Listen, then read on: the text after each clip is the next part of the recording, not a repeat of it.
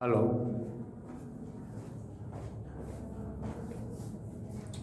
નમસ્કાર વિદ્યાર્થી મિત્રો, એસએન વિદ્યાલય દ્વારા ચાલતા ઈ લર્નિંગ પ્રોગ્રામમાં ફરી એકવાર આપનું હાર્દિક સ્વાગત કરું છું. ચાલો બાળકો, ધોરણ 12 સંસ્કૃત પદ્ય બીજું, સ્મૃતિ રસ સુધા. સ્મરણ કરવું, સ્મૃતિ મતલબ સ્મૃતિઓની રસ સુધા. શ્લોક પૂર્તિની વાત મેં તમને આગળના લેક્ચરમાં કરેલી. ફરી વાત, કયા કયા શ્લોકો? પાના નંબર 10 ઉપર પ્રશ્ન નંબર 6. નીચેના શ્લોકોની પૂર્તિ કરો. તો કયા કયા? યથા અન્નમ મધુ, પછી દુરાચારો હિ આચારાત અને સર્વમ પરવશમ. તો આ શ્લોકો તમારે કંઠસ્થ કરવા. છેલ્લે અભ્યાસક્રમ પૂરો કર્યા પછી હું તમને ગાન સાથે થોડી મદદ કરીશ, પરંતુ અત્યારે તમે એકવાર, બે વાર, 3 વાર લખીને સાથે તૈયાર કરતા જજો બાળકો. જોઈએ આપણે શ્લોક ત્રીજો. તો એમાં આપણે શાની વાત કરવાની છે? જ્ઞાનના અર્જનની પ્રક્રિયા. જ્ઞાન મેળવવું તો એના માટેની પ્રક્રિયા શું હોય એ તમને હું સમજાવીશ બાળકો. પહેલાં આપણે એના શબ્દાર્થ જોઈએ, ત્યારબાદ એનો અનુવાદ સમજણ સાથે કરશું. જુઓ, વેદા અભ્યાસો હિ પંચધા. વેદોનું અધ્યયન 5 પ્રકારનું છે. વેદ અભ્યાસ તો વેદોનો અભ્યાસ, વેદોનું અધ્યયન. હિ પંચધા તો 5 પ્રકારનું છે. વેદોનું અધ્યયન 5 પ્રકારનું છે. પૂર્વમ પહેલા, પૂર્વમ એટલે પહેલા. વેદ સ્વીકરણ, વેદોનો સ્વીકાર કરવો. તમને આગળ સંસ્કૃત સાહિત્ય ઇતિહાસ પરિચયમાં વેદો વિશે મેં તમને સામાન્ય જ્ઞાન આપેલું હતું. વિદ ધાતુ ઉપરથી વેદ, બોધ, જાણવું, પ્રાપ્ત કરવું, જ્ઞાન મેળવવું. તો અહીંયા વેદ સ્વીકરણ તો વેદોનો સ્વીકાર કરવો. પૂર્વમ એટલે પહેલા, વેદ સ્વીકરણ એટલે વેદોનો સ્વીકાર કરવો. વિચાર, સંસ્કૃતમાં આપણે વિચાર શબ્દનો અર્થ મનન કરવું એવો લઈએ છીએ. તમારે નીચલા ધોરણમાં વિચાર વિસ્તાર આવતો ને બાળકો, એ ઘણું કહી જાય છે આપણને.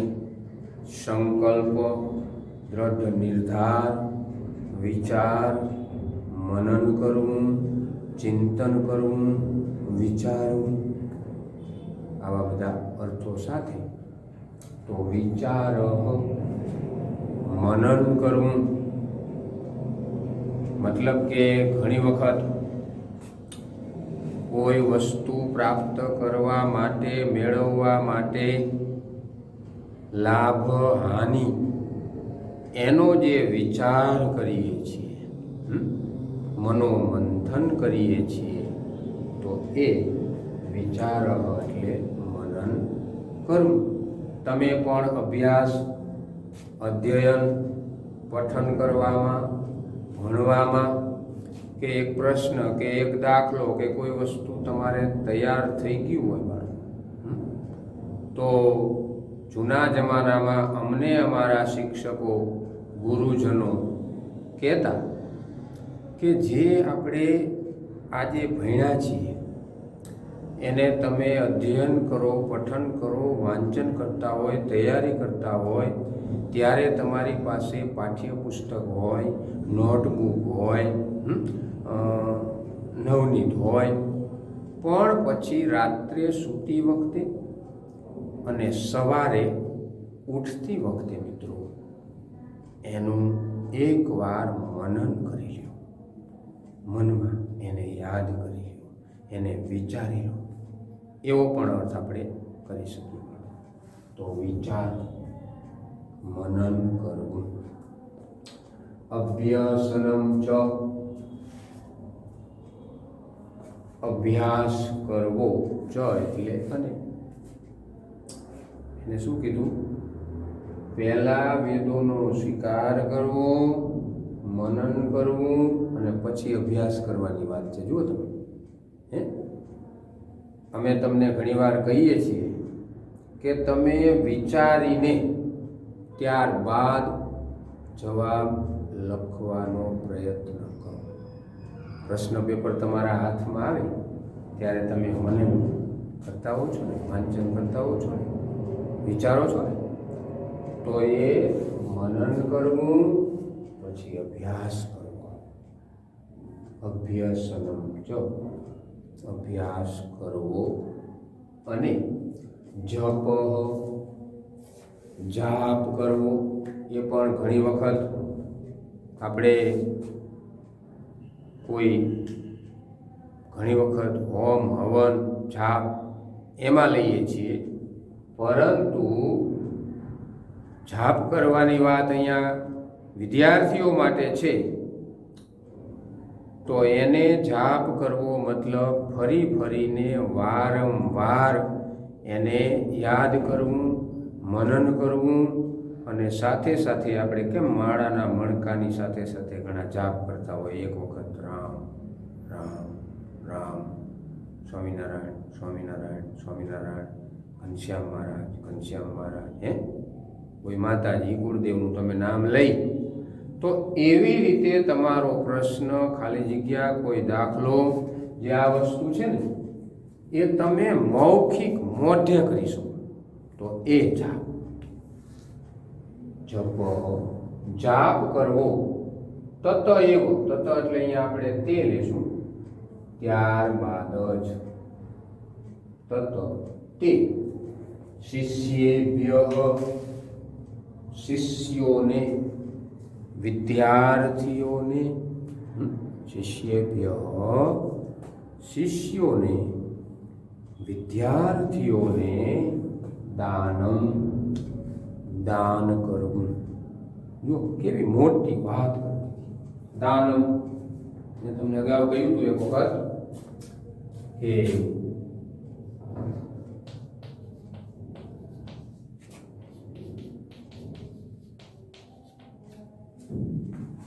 વિદ્યાનું દાન કરવાનું છે, એને વેચવાની નથી, એને વહેંચવાની છે. બાળકો, દાનમ વેચવું અને વહેંચવું.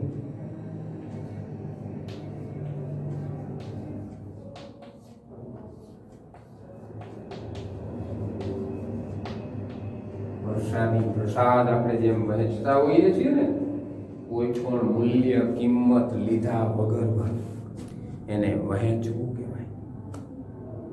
તો આ માં પછી જે શિક્ષકને સ્થાન આપ્યું છે, એ વિદ્યાનું દાન કરે છે. માતૃદેવો ભવ, પિતૃદેવો ભવ, આચાર્ય દેવો ભવ, ગુરુદેવો ભવ. ચાણક્યએ કહ્યું છે ને એક વાક્ય, લગભગ મેં તમને અગાઉ કહ્યું નથી, शिक्षक कभी साधारण नहीं होता है, निर्माण और प्रलय उनकी गोद में पलते हैं. मैं एक शिक्षक हूँ, मुझे मेरे समाज के, मेरे राष्ट्र के बारे में सोचना है, मुझे एक नया राष्ट्र निर्माण खड़ा करना है. તો તમે જ બાળકો આ જગ્યાએ રહી અને તમે આવું વિચારો, રાષ્ટ્ર માટે સમર્પિત થઈને કામ કરો. શિક્ષકની જગ્યાએ તમને મૂકી દો કે મેં એક છાત્ર हूँ, मैं एक विद्यार्थी हूँ, मुझे मेरे समाज के बारे में, मेरे राष्ट्र के बारे में सोचना है, मुझे एक नया राष्ट्र निर्माण खड़ा करना है. बाळको दानम शब्द परथी મને યાદ આવ્યું વહેંચવું. વેચવું હોય તો દામ લઈને વેપારી વેપાર કરતો હોય ને એને વેચવું કહેવાય. પણ દાન કરવાનું આવે તો બદલામાં કોઈ પણ જાતની ભાવના રાખ્યા વગર એ વહેંચતા હોય બાળકો, દાન કરતા હોય, આપતા હોય, હોમ હવન કરતા હોય તો એમનું એમ જ રહે છે. હોમેલું, આપેલું, દાન કરેલું. 10મા ધોરણમાં તમે એક શ્લોક ભણ્યા હતા ને કે શિક્ષા અને કેળવણી પણ સમય જતાં નાશ પામે છે. અર્થ વિસ્તારમાં લખવા માટે બાળકો આ બધું યાદ રાખજો. ખૂબ મજબૂત મૂળવાળા વૃક્ષો પણ સમય જતાં પડી જાય છે. જળાશયમાં રહેલું પાણી પણ સમય જતાં આખરે સુકાઈ જાય છે. પરંતુ હોમેલું, આપેલું અને દાન કરેલું ક્યારેય પૂરું થતું નથી, સતત ચાલ્યા કરે છે, એમનું એમ જ રહ્યા કરે છે. બાળકો યાદ કરો, ધોરણ 10ની અંદર એક શ્લોક અર્થ વિસ્તારના રૂપમાં આવતો હતો બાળકો. તો એટલા માટે દાનમ, દાન કરવું, જ્ઞાનનું મિત્રો. બીજી બધી વસ્તુઓના દાન તો થાય જ છે, પણ જ્ઞાનનું, સારી સોચ, સારા વિચાર એની વાત છે.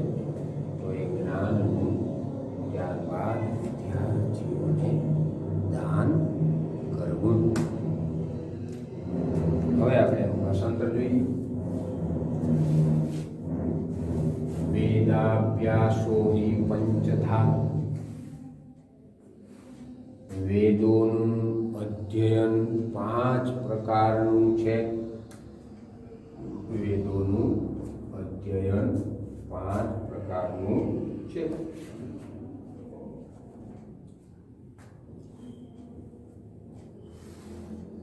પૂર્વમ વેદ સ્વીકરણમ, પૂર્વમ એટલે પહેલા, વેદ સ્વીકરણમ તો વેદોનો સ્વીકાર કરવો. પહેલા વેદોનો સ્વીકાર કરવો. જો કોઈ પણ વસ્તુ હોય, આપણે આપણું કર્મ કરતા હોય તો જેમાં હોય આપણે કોઈ પણ ક્ષેત્રની અંદર એનો બરાબર મનથી, તનથી, વિચારથી, વાણીથી, વ્યવહારથી, સભ્યતાથી, સત્યથી, નીતિથી, ધર્મથી એનો સ્વીકાર કરી લેવો. જો એમાં તમારા મનમાં ખૂણે ખાંચકી, તિરસ્કાર, અસ્વીકાર ભાવ હશે તો એ તમને કામ કરવાની મજા આવશે નહીં. હું તમને વારંવાર કહેતો આવ્યો છું, અત્યારે પણ કહું છું, આવતા સમયમાં પણ કહીશ. લખ્યું છે આપણા શાસ્ત્રોની કે પહેલા વેદોનો સ્વીકાર કરવો. વેદોની જગ્યાએ લઈ લો તમારું અધ્યય, તમારું ભણવાનું, હું લઈ લઉં તો મારે ભણાવવાનું, એનો મનથી સ્વીકાર કરવો જોઈએ. વિચાર, મનન કરવું. સ્વીકાર કર્યા બાદ શું કરવાનું? મનન, મંથન કરવું. દ્રઢ સંકલ્પ નિર્ધાર સાથે મનન કરવું. અભ્યાસનમ જ, અને અભ્યાસ કરવો. પછી પાછો અભ્યાસ કરવાનો કીધો. જુઓ તમે, એમ નામ સીધે સીધું વાંચવાનું, તૈયારી કરવાનું, એના કરતાં જો આ રીતે બાળકો કરીએ ને કદી ભૂલાય નહીં. અભ્યાસ કરવો અને જાપ કરવો. જપઃ તત એવ, જાપ કરવો, ત્યારબાદ જ તે જ્ઞાનનું શિષ્યેભ્ય દાનમ, તો વિદ્યાર્થીઓને દાન કરવું. શેનું? જ્ઞાન. બરાબર. હજી એક વખત સીધું ભાષાંતર જુઓ. વેદોનું અધ્યયન 5 પ્રકારનું છે. પહેલા વેદોનો સ્વીકાર કરવો, અલ્પવિરામ, મનન કરવું, અભ્યાસ કરવો અને જાપ કરવો. ત્યારબાદ જ તે જ્ઞાનનું વિદ્યાર્થીઓને દાન કરવું. રેડી? હવે તમારી ચોપડીની અંદર પાછળ જુઓ,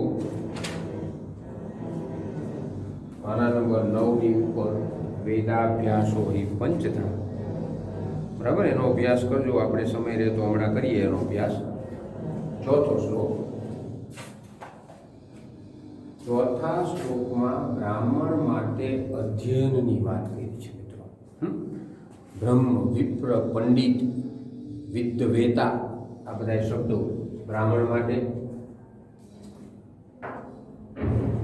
બ્રાહ્મણ, ક્ષત્રિય, વૈશ્ય અને શૂદ્ર 4 જે વર્ણો છે મિત્રો, એમાં સૌથી પ્રથમ બ્રાહ્મણ દેવતાને સ્થાન આપ્યું છે બાળકો.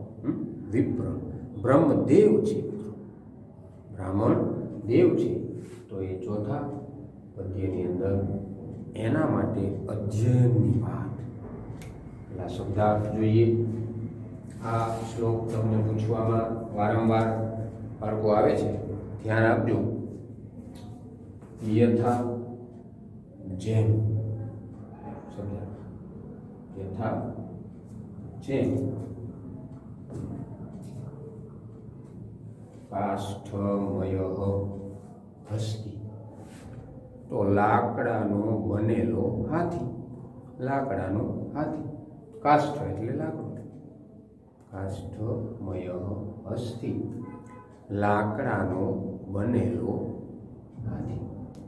ચર્મમય મૃગ ચય, ચામડામાંથી બનાવેલું હરણ. ચર્મ ચામડું, મૃગ હરણ, તો ચામડાનું હરણ. અને જે, ચ અને યહ, જે અને જે. અનધ્યાન, અનઅધ્યયન, જેને અધ્યયન કરેલું નથી, જે ભણેલો નથી એવું. અનઅધ્યયન એટલે ન ભણેલો. શું ન ભણેલો? તો વેદ, વેદાંગ, વેદના અંગો જે છે ને, છંદ, કલ્પ, વ્યાકરણ, જ્યોતિષ, એ બધું ન ભણેલો હોય એવો વિપ્ર. વિદ્વાન શબ્દ વાપર્યો છે જો બ્રાહ્મણ માટે. હે, બ્રાહ્મણ માટે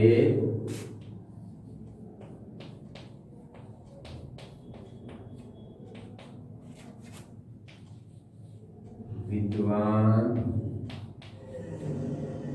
વિપ્ર, બ્રહ્મદેવતા કહેવાય છે ને. કે બ્રાહ્મણ વેદ વેદાંગનું અધ્યયન કરેલો હોય. પંડિત શબ્દ આવ્યો, જો મને યાદ આવી ગયું. પંડિત પણ એના માટે.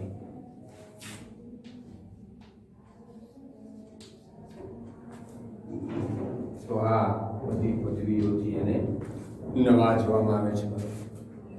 વિપ્ર, વિદ્વાન, તે ત્રય, તે ત્રણેય, તે ત્રય, તે ત્રણેય નામ ધારકા, માત્ર નામ ધારણ કરનારા છે.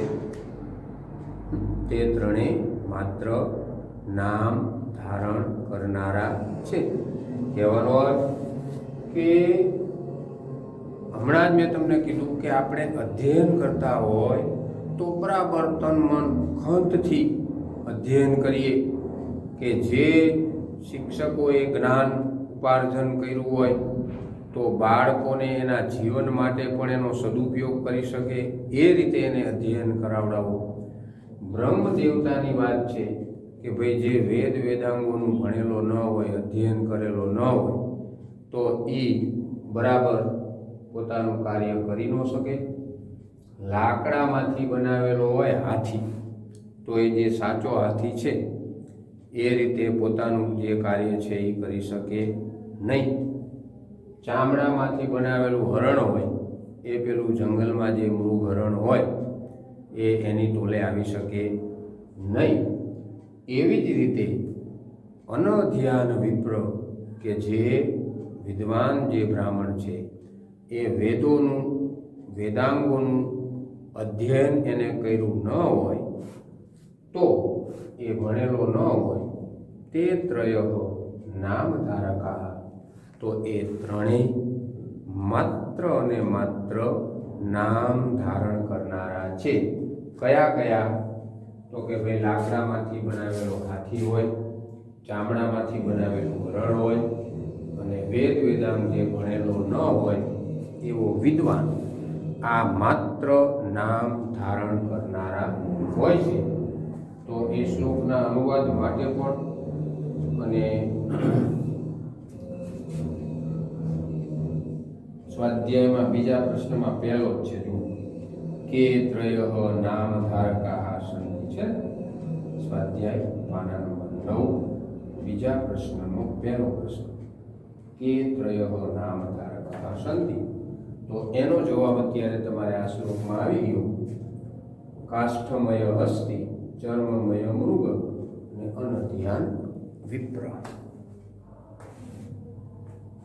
પરિવાર યથા જેમ કાષ્ઠમય હસ્તિ લાકડાનો હાથી, જેમ લાકડાનો હાથી, ચર્મમય મૃગ ચામડાનું હરણ અને જે અનધ્યાન વિપ્ર વેદ વેદાંગ ન ભણેલો હોય એવો વિદ્વાન વિપ્ર બ્રાહ્મણ એવો વિદ્વાન તે ત્રય. જો તમારા પ્રશ્નનો જવાબ આવ્યો તે ત્રય તે ત્રણેય નામ ધારકા માત્ર નામ ધારણ કરનારા હોય છે. એ પોતાનું અસલ જે અસલી વજૂદ છે, જ્ઞાન છે, એની પાસે આવડત જે છે એ આ માત્ર ત્રણેય જે બતાયા એની પાસે હોય નહીં. તો માત્ર નામના જ છે, કહેવાના જ છે, બાહ્ય આડંબર કરનારા છે એમ કહે છે. હવે આપણે એનું ભાષાંતર જોઈએ. શબ્દાર્થ કયા બાદ યથા કાષ્ઠમય હસ્તિ, જેમ લાકડાનો બનેલો હાથી, ચર્મમય મૃગ ચામડાનું બનેલું હરણ અને જે અનધ્યાન વિપ્ર વેદ વેદાંગનું અધ્યયન ન કરેલો હોય એવો વિદ્વાન અથવા તો ન ભણેલો હોય એવો વિદ્વાન. તે ત્રય તે ત્રણેય નામ ધારકા માત્ર નામ ધારણ કરનારા હોય છે. બરાબર. આનું ભાષાંતર એકદમ સરળ છે. તમારે 3 વસ્તુ યાદ રાખી લો. આ શ્લોક તમારી સામે આવે એટલે કે ભાઈ લાકડા હાથી, ચામડાનું હરણ અને વેદ વેદાંગ. બરાબર. ઘણા બધા પ્રશ્નોના જવાબ તમને આમાંથી મળી જશે. શ્લોકનું ભાષાંતર પૂછે તો પણ આવડે. કયા કયા 3 માત્ર નામ ધારણ કરનારા છે તો પણ આવડે. બાહ્ય આડંબર, ખોટું કંઈ આવડત ન હોય છતાંય જે પોતે પોતાના આડંબરોથી એ વાત. તો હવે હું ડાયરેક્ટ ભાષાંતર બોલું છું બાળકો.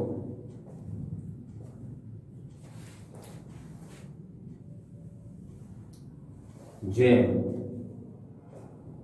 લાકડાનો હાથી, જેમ લાકડાનો હાથી ચામડાનું હરણ અને જે ચામડાનું હરણ અને જે વેદ વેદાંગ ન ભણેલો વિદ્વાન અનુધ્યાન વિપ્ર.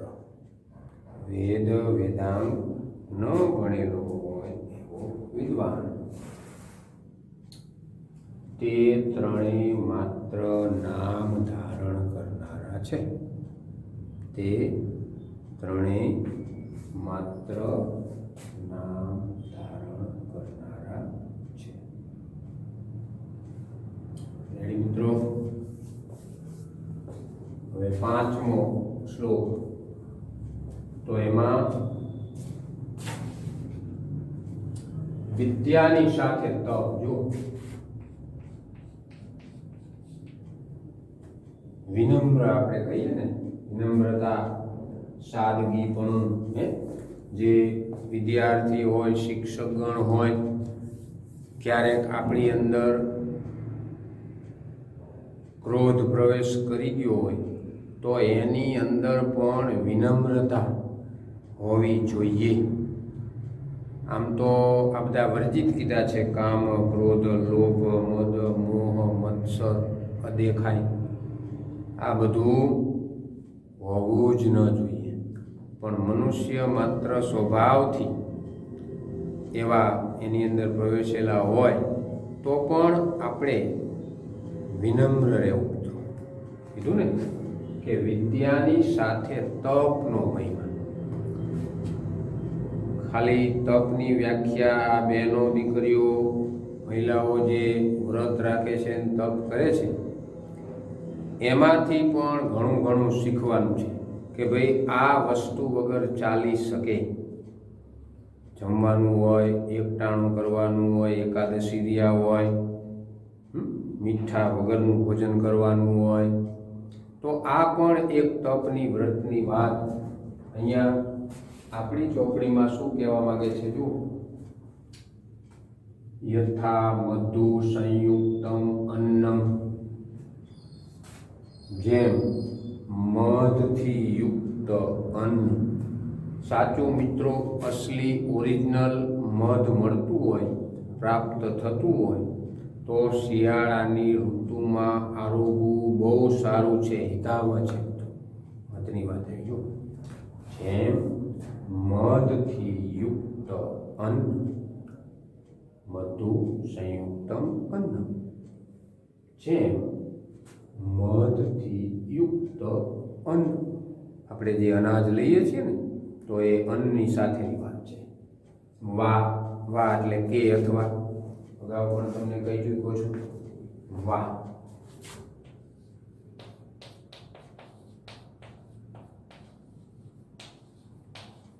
કે અથવા,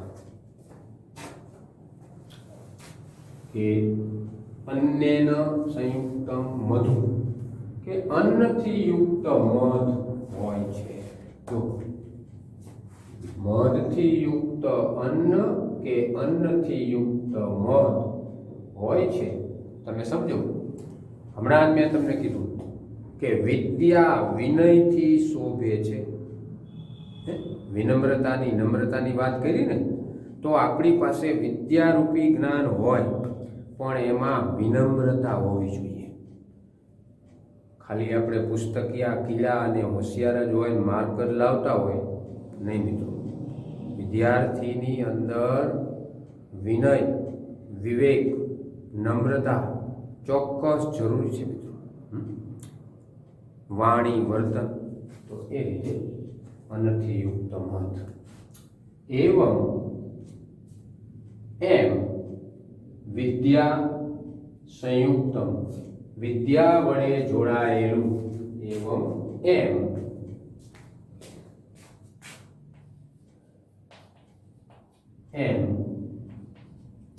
વિદ્યા સંયુક્તમ વિદ્યા વડે જોડાયેલું તપ આપણે ભણીએ છીએ અને ભણાવીએ છીએ ને મિત્રો જો એમાં સત્ય નીતિમત્તા ધર્મ નિષ્ઠા સાથે હોય ને તો એ તપ ખરેખર રંગ લાવે છે મિત્રો. જે તમારું લક્ષ્ય મંજિલ ગોલ ત્યાં તમે અવશ્ય પહોંચી શકો છો એમ. તો વિદ્યા વડે જોડાયેલું તપ મહત ભેષજમ એ મહાન ઔષધિ છે. આ નીચેના તો શબ્દાર્થ તમને સમજાવવા માટે લખ્યા છે.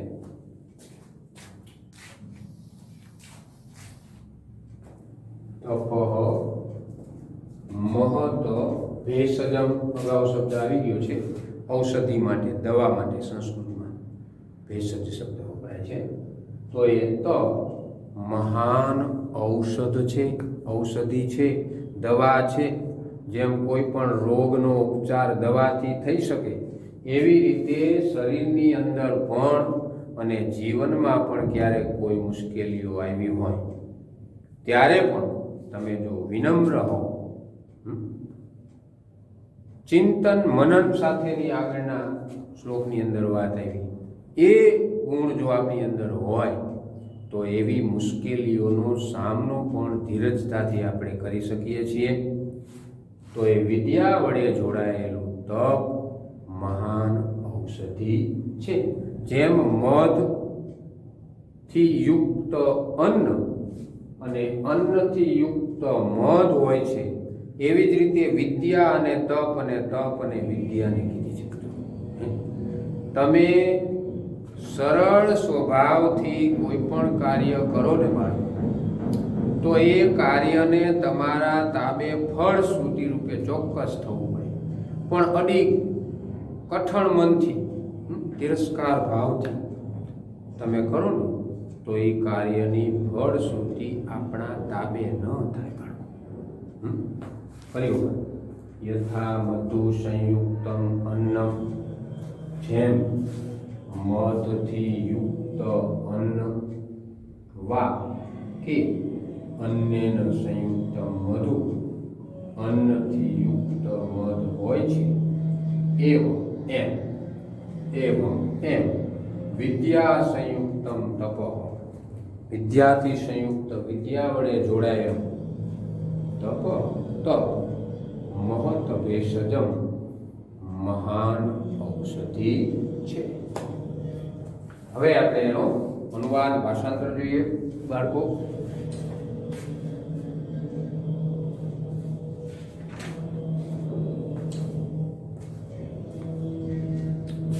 ભેષજમ ઔષધ દવા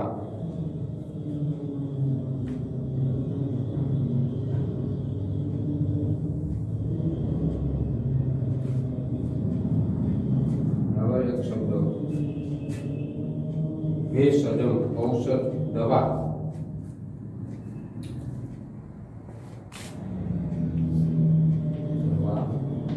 અને ઔષધિ.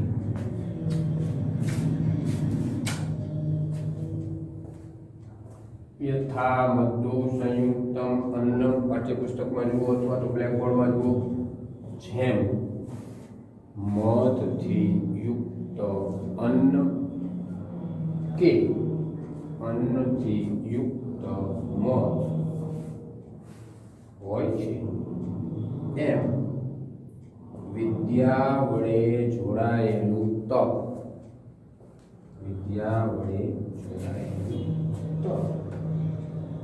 મહાન ઔષધિ છે.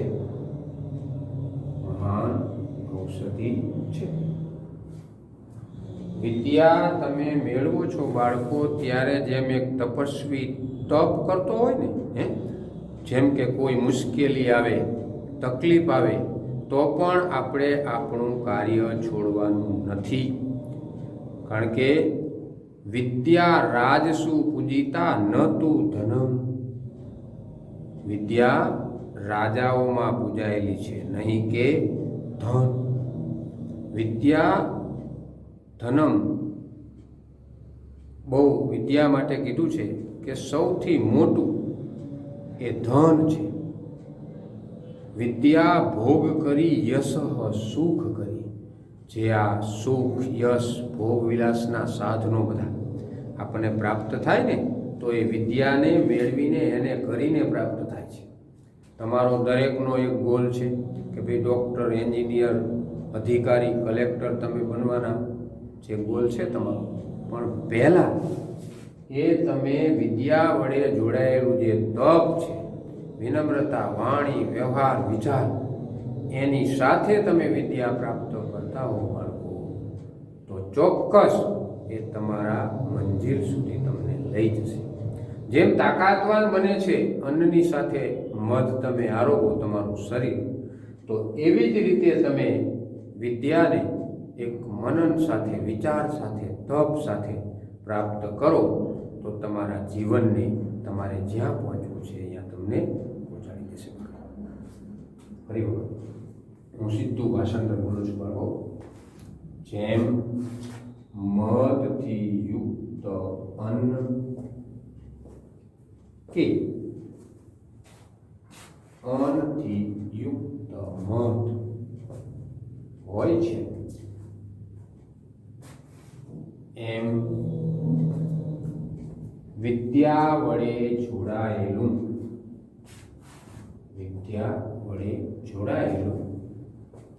તો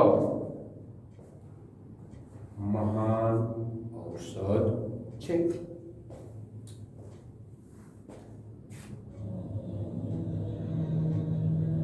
વિદ્યાને ઔષધિ, દવા, ધન બધું કીધું છે મિત્રો.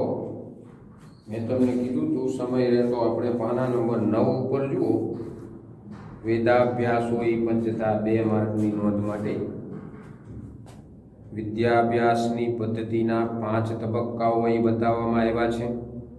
પ્રથમ તબક્કામાં વેદ અર્થાત વિદ્યા કે જ્ઞાનનો સ્વીકાર કરવાનો છે. તે પછી બીજા તબક્કે સ્વીકારેલી વિદ્યા ઉપર વિચાર, મનન, જે કીધું મેં.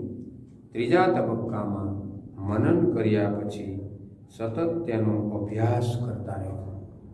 અને ચોથા તબક્કામાં વારંવાર પોતાના મનમાં એ વિદ્યાનો જાપ કરવાનો. આપણે માળા કરીએ છીએ ને 108 મણકાની, રામ રામ રામ રામ રામ રામ રામ, કેટલી વખત કરીએ છીએ. તો એમ કહે છે કે વારંવાર પોતાના મનમાં એ વિદ્યાનો જાપ કરવાનો છે. પહેલા બીજા ત્રીજા ધોરણને તમે યાદ કરો મિત્રો. તમારા સર, ટીચર એકડા, કક્કો, બારાક્ષરી બધું તમને વારંવાર કરાવતા હતા કે નહીં મિત્રો? તો એ રીતે અત્યારે આપણે કામ કરીએ તો આ બધું કામ એકદમ સરળ થઈ જાય મિત્રો. તો જીવનમાં પણ આવી રીતે આપણે કામ કરવાનું છે. ફકરો પાડી એ રીતે 4 તબક્કાઓમાંથી પસાર થઈને વિદ્યાને પોતાના મનમાં સ્થિર કરી લેવાની છે. મેં તમને એક શ્લોક કહ્યો હોય ન કહ્યો હોય. ન ચોર હાર્યમ ન ચ ભ્રાતૃભાજ્યમ ન ચ ભારકારી એવં વિદ્યા ધનમ સર્વ ધનમ પ્રધાનમ. ચોર એને ચોરી ન જઈ શકે, તમારા ભાઈઓ એમાં ભાગ ન પડાવી શકે. વળી પાછું ભાર વગરનું વિદ્યારૂપી આ પૈસા જે છે, અર્થ આપણે કહીએ રૂપિયા, એમાં તો ભાર છે, ટેન્શન છે, ચિંતા છે, તણાવ છે. ઘરમાં વધારે પડ્યા હોય તો ચિંતા થાય ને, કોઈ લઈ જશે, ચોરી જશે. પણ વિદ્યારૂપી ધન ન ચ ભારકારી, ભાર વગરનું છે મિત્રો, ટેન્શન વગરનું છે, તણાવ વગરનું છે, ચિંતા વગરનું છે. પરંતુ એટલું પૂરતું નથી. અહીં એક છેલ્લો તબક્કો પણ જણાયો છે. 5મા તબક્કામાં પ્રાપ્ત કરેલી વિદ્યાને શિષ્યને વહેંચવાની છે, આપવાની છે, વેચવાની નથી. અર્થાત જે ભણ્યા હોઈએ તેને ભણાવવાનું છે. જો તમે શિક્ષક આખી જિંદગી ભણ્યા કરે છે મિત્રો. તમે તો 12મું પૂરું કરીને કોલેજને 2-5 વર્ષ પછી તમારી યોગ્ય જગ્યાએ તમે સ્થિર થઈ જાઓ એવા આશીર્વાદ સાથે તમે સ્થિર થઈ જશો. પણ શિક્ષકનું કામ કેવું છે? જ્યાં સુધી જીવે છે ને ત્યાં સુધી એને ભણતા રહેવાનું છે, ભણાવતા તો રહેવાનું છે જ. તો આમ વેદ અર્થાત જ્ઞાનનો અભ્યાસ. તમે જોયું ને, વેદ શબ્દની અંદર એનો અર્થ સતત જ્ઞાનનો અભ્યાસ કરો.